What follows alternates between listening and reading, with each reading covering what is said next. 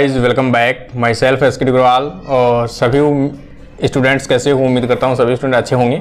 और ख़ास तौर से जो भी स्टूडेंट्स आरपीएससी में फर्स्ट ग्रेड एग्ज़ाम के अंदर अपीयर हुए थे और अभी जो रिजल्ट है वैसे जारी कर दिए गए हैं, कुछ सब्जेक्ट के, कुछ सब्जेक्ट है वो रिमेनिंग बचे हैं।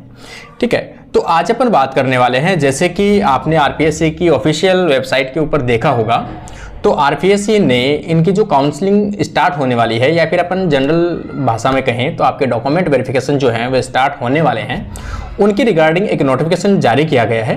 तो सबसे पहले तो अपन जैसे कि आज आप थंबनेल में देख रहे होंगे आरपीएससी स्कूल लेक्चर 2022 और काउंसलिंग जो स्टार्ट हो चुकी है फर्स्ट ग्रेड एग्जाम 2022 की। ऑनलाइन होगा डॉक्यूमेंट वेरिफिकेशन। ठीक है, डिटेल फॉर्म भरा जाएगा पहले, फिर वो ऑनलाइन सबमिट होगा और कौन से डॉक्यूमेंट आपको चाहिएंगे। ठीक है, उन सभी चीज़ों के रिगार्डिंग आज अपन बात करते हैं। भाई देखो, आप सिस्टम से देखना भी सभी स्टूडेंट्स, खास तौर से देखो अभी जो है वो एक तो म्यूजिक है और आपकी पंजाबी है और एक ड्राइंग है। इनकी डॉक्यूमेंट वेरिफिकेशन की डेट है उन्होंने अनाउंस कर दी है।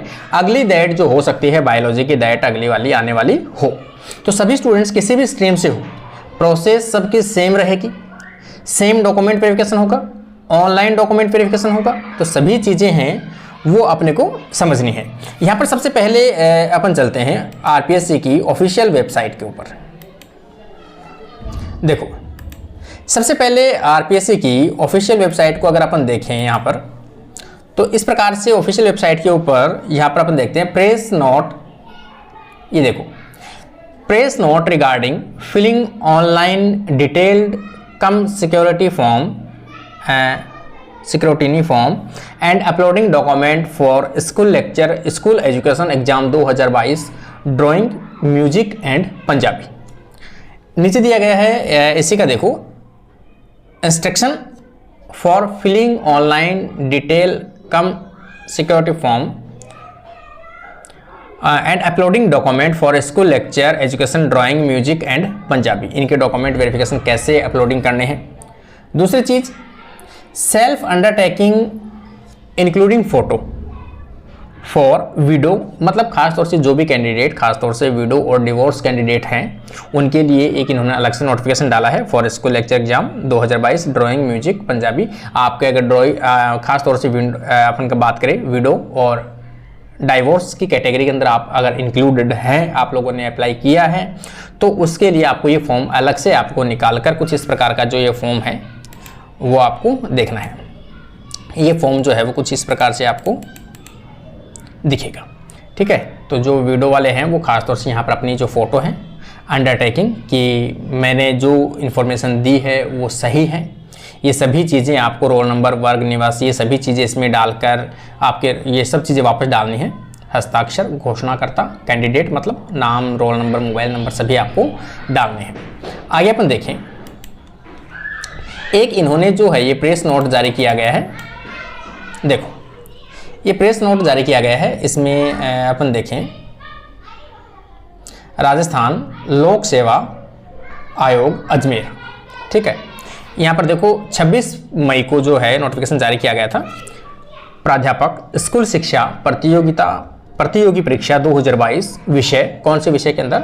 चित्रकला, संगीत, पंजाबी। विषय हेतु दिनांक 18/4 से 28/4 कुल 3 विषय तक का जारी की गई विचारित सूचियों में सम्मिलित अभ्यर्थियों के दस्तावेज सत्यापन। ठीक है, सत्यापन पात्रता जांच का कार्य ऑनलाइन करवाया जाना है। मतलब आपका जो डॉक्यूमेंट वेरिफिकेशन होगा वो कैसे होगा? ऑनलाइन डॉक्यूमेंट वेरिफिकेशन होने हैं। आगे देखो, अंततः उक्त तीनों विषयों हेतु जारी विचारित सूचियों, मतलब प्रोविजनल जो लिस्ट है, प्रोविजनल लिस्ट में सम्मिलित कैंडिडेट्स के डिटेल एप्लीकेशन फॉर्म विद आपके जो शैक्षणिक योग्यता है और प्रशैक्षणिक योग्यता है दस्तावेजों के साथ के आधार पर ऑनलाइन किया जाएगा। ठीक है, इनके साथ में दस्तावेज का कार्य आपका विज्ञापन की उल्लेखित प्रावधानों के अनुसार ऑनलाइन किया जाएगा। ऑनलाइन दस्तावेज सत्यापन पात्रता जांच उपरांत पात्र किए गए, मतलब अगर आपको डॉक्यूमेंट वेरिफिकेशन में आप सही पाए जाते हो, अगर आप फाइनल लिस्ट में सम्मिलित होते हो, तो आपके लिए आपका अंतिम जो परिणाम है वो जारी कर दिया जाएगा। इस संबंध में निर्देशानुसार सूचित किया जाता है कि प्राध्यापक चित्रकला, संगीत, पंजाबी विषयों हेतु जारी विचारित सूची में सम्मिलित अभ्यर्थी, अब देखो आपकी डेट कब से है, 29 मई से लेकर 5 जून तक, 29 मई से 5 जून तक आवश्यक रूप से आयोग की वेबसाइट, ऑफिशियल वेबसाइट www.rpsc.rajasthan.gov.in पर उपलब्ध अभ्यर्थियों के लिए जारी किए गए दिशा निर्देशों को ध्यानपूर्वक अवलोकन करते हुए अपना विस्तृत आवेदन पत्र में शैक्षणिक प्रशैक्षणिक दस्तावेजों के आवश्यक रूप से ऑनलाइन भरकर अपलोड कर देंगे। आपको जो डिटेल एप्लीकेशन फॉर्म जो है वो भरना है। डिटेल एप्लीकेशन फॉर्म कैसे भरना है, ये वीडियो में इसके जो आपको डिटेल फॉर्म है, इस आपका डिस्क्रिप्शन है वीडियो का, उसके नीचे मैं डाल दूंगा। पहले से मैंने बता रखा है कैसे भरना है, और अगर मैं वापस भरना हो तो भी मैं वापस नया फॉर्म निकाल कर नया फॉर्म भरकर भी बता सकता हूं आप लोगों को। तो पहले आप लोग जो डिस्क्रिप्शन बॉक्स में जाकर वहां वीडियो है वो देखो आप, अगर उसमें फिर भी समझ में नहीं आता है देन मैं आपको एक नया फॉर्म भरकर आप लोगों के लिए एक वीडियो बना दूंगा, तो अभी ऑनलाइन भरकर अपलोड कर देंगे। कितनी तारीख से कितनी तारीख है, देखो अभी 29 मई से लेकर आपके 5 जून तक आपको ये फॉर्म भरकर डॉक्यूमेंट के साथ साइट पर एक पोर्टल पर अपलोड करना है। इस हेतु अभ्यर्थियों को आयोग द्वारा प्रत्यक्ष से कोई भी ऑफलाइन प्रपत्र जारी नहीं किया जाएगा। ऑफलाइन कोई कुछ नहीं होगा। उक्त ऑनलाइन दस्तावेज सत्यापन पात्रता जांच हेतु निर्धारित तिथि तक अपने विस्तृत आवेदन पत्र में शैक्षणिक प्रशैक्षणिक दस्तावेजों की आयोग की वेबसाइट पर अपलोड नहीं करने वाले अभ्यर्थियों को अंतिम परिणाम हेतु विचारित नहीं किया जाएगा। अगर आप लोगों ने फॉर्म नहीं भरा है, डिटेल फॉर्म अपलोड डॉक्यूमेंट के साथ अपलोड नहीं किया है, तो अंतिम लिस्ट में आपको जारी सम्मिलित नहीं किया जाएगा, जिसकी जिम्मेदारी स्वयं अभ्यर्थी की होगी। ठीक है ना, ये नॉर्मल सी बात है। अब इसकी एक इन्होंने एक फॉर्म और डाला है, तो नोटिस है कितने से कितनी तारीख है। इंस्ट्रक्शन का फॉर्म अगर अपन देखें, ये कुछ इंस्ट्रक्शन का फॉर्म कुछ इस प्रकार से डाला है। ये देखो, यहाँ पर देखो,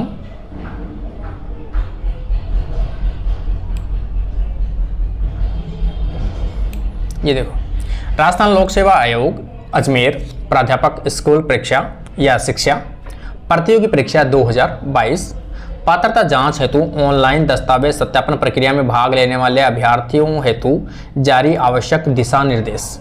ये दिशा निर्देश दिए गए हैं कैसे कैसे आपको फॉर्म भरना है। आयोग द्वारा उक्त परीक्षा में डिटेल फॉर्म प्रपत्र ऑनलाइन माध्यम से प्राप्त करते हुए पात्रता जांच की जाएगी। ऑनलाइन से ही आपको क्वालिफाई किया जाएगा। अंत अभ्यर्थियों को निम्नांकित दिशा निर्देशों का ध्यानपूर्वक अध्ययन करते हुए विस्तृत आवेदन पत्र में शैक्षणिक प्रशैक्षणिक दस्तावेजों के ऑनलाइन आयोग की वेबसाइट पर निर्धारित दिनांक समय अवधि में अपलोड किए जाने हैं। जैसे मैंने बताया 29 मई से लेकर 5 जून तक।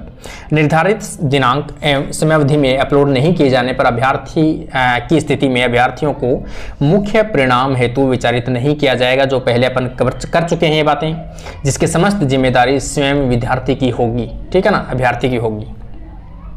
संलग्न की बात करें अपन, क्या क्या उसमें अपलोड करने आपको डॉक्यूमेंट ऑनलाइन के साथ। अभ्यर्थी विस्तृत आवेदन प्रपत्र के साथ समस्त शैक्षणिक प्रशैक्षणिक योग्यताओं की अंक तालिकाएं अपलोड करें। अंक तालिका साथ अपलोड करनी है भाई।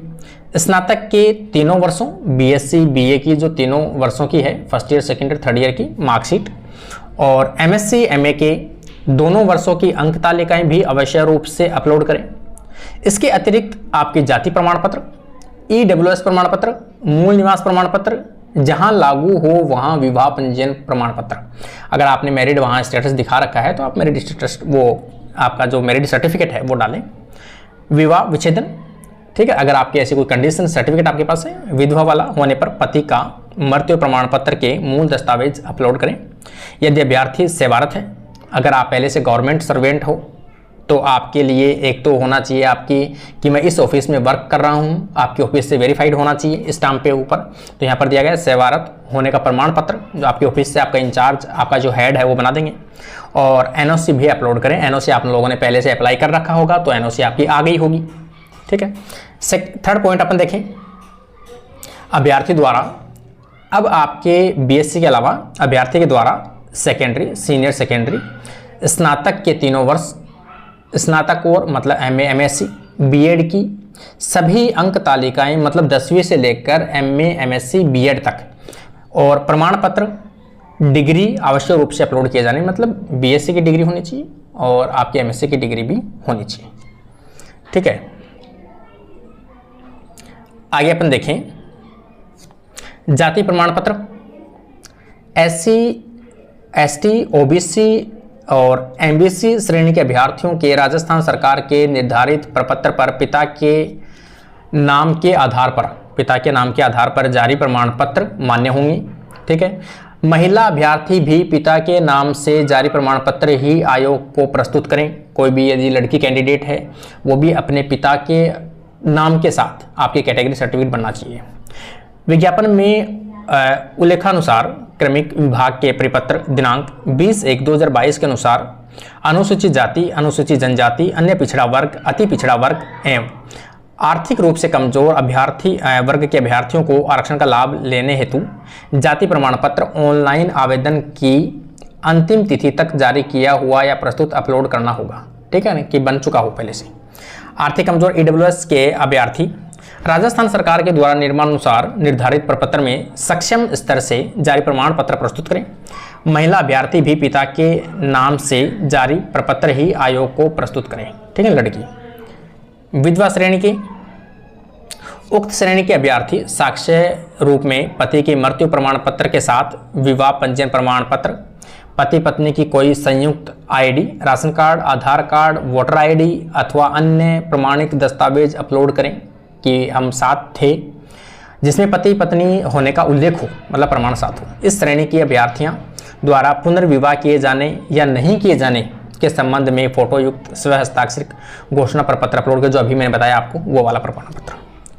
विवाह विच्छेदन, अगर आपका डाइवोर्स है की कंडीशन में अभ्यर्थी तलाक की डिक्री आवश्यक रूप से प्रस्तुत करें। यदि पति पत्नी की कोई संयुक्त आईडी हो तो भी अपलोड करें। इस श्रेणी में के अभ्यर्थियों द्वारा पुनर्विवाह किए जाने नहीं किए जाने के संबंध में वही मैंने प्रमाण पत्र है उसको आपको अंडरटेकिंग भरना है। एक्स जो भी आपका अपन बात करें भूतपूर्व सैनिक है, एक्स सर्विसमैन है, इस श्रेणी में अभ्यर्थियों विस्तृत आवेदन के साथ एक्स सर्विसमैन की डायरी, पेंशन, पीपीओ कार्ड की फोटो प्रति, सेना द्वारा सिविल सेवा हेतु जारी एनओसी, सेवा में सेवा के दौरान प्राप्त की गई उच्च शिक्षा की स्वीकृति, दोहरा लाभ नहीं लेने संबंधी दस्तावेज, शपथ पत्र अपलोड करें, ठीक है। ये सभी चीज़ें आपको डालनी है। विशेष योग्यजन आपके जो है फिजिकल नियमानुसार सक्षम स्तर से जारी संबंधित निष्क्ता का प्रमाण पत्र, जिसमें निष्क्ता का स्पष्ट उल्लेख हो एवं निष्क्ता 40% से कम उल्लेख ना हो, ठीक है ना। 40% होना चाहिए आपका फिजिकल डिसेबिलिटी।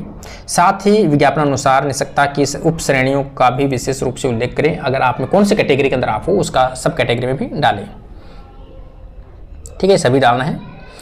शासन द्वारा सभी वर्ग के अभ्यर्थियों की आर्थिक स्थिति के दृष्टिगत लिए गए निर्णय के क्रम में जारी प्रपत्र दिनांक 2/5/18 के अनुसार सभी वर्ग ऐसे अभ्यर्थी जिनके परिवार की वार्षिक आय रुपये 2.5 लाख से लेकर 2.5 लाख से कम है के लिए आवेदन शुल्क अनुसूचित जाति के समान होगा। ऐसे अभ्यर्थियों को सक्षम स्तर से जारी प्रमाण पत्र प्रस्तुत करना होगा। जिन अभ्यर्थियों की वार्षिक आय 2.5 लाख से अधिक है परंतु उन्होंने उक्त परिपत्र दिनांक 2/5/18 के तहत परिवार की वार्षिक आय रुपये 2.5 लाख से कम आय के तहत ऑनलाइन आवेदन किया है, ऐसे अभ्यर्थी शुल्क के अंतर राशि भारतीय पोर्टल ऑर्डर के अनुसार में प्रार्थना पत्र आवेदन कार्यों को जमा कराएं। ये इतना कुछ नहीं है आप लोगों के लिए। शैक्षणिक प्रशैक्षणिक दस्तावेजों में ऐसे दस्तावेज जिनमें एक से अधिक पृष्ठ हैं, ठीक है।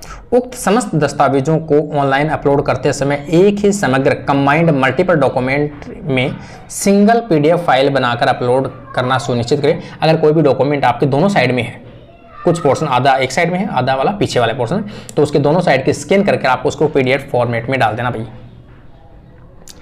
ठीक है। तो ये आपकी थोड़ी सी इंफॉर्मेशन थी कि कैसे कैसे करना है, ठीक है।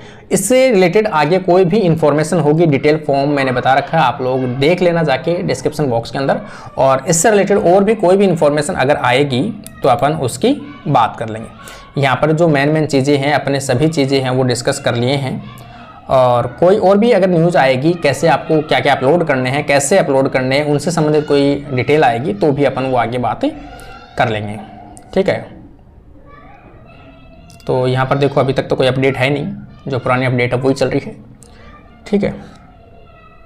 और अगले अपडेट के बारे में अगले वीडियो के साथ में अपन बात करेंगे, ठीक है। तो उम्मीद करता हूँ सभी स्टूडेंट्स को समझ में आया होगा। नहीं समझ में आता कमेंट बॉक्स में कमेंट जरूर करके बताएं, ताकि हमें उसका जो अपन निदान है वो कर सकें। आज के लिए अपना वीडियो ही कंप्लीट होता है। Thank you friends.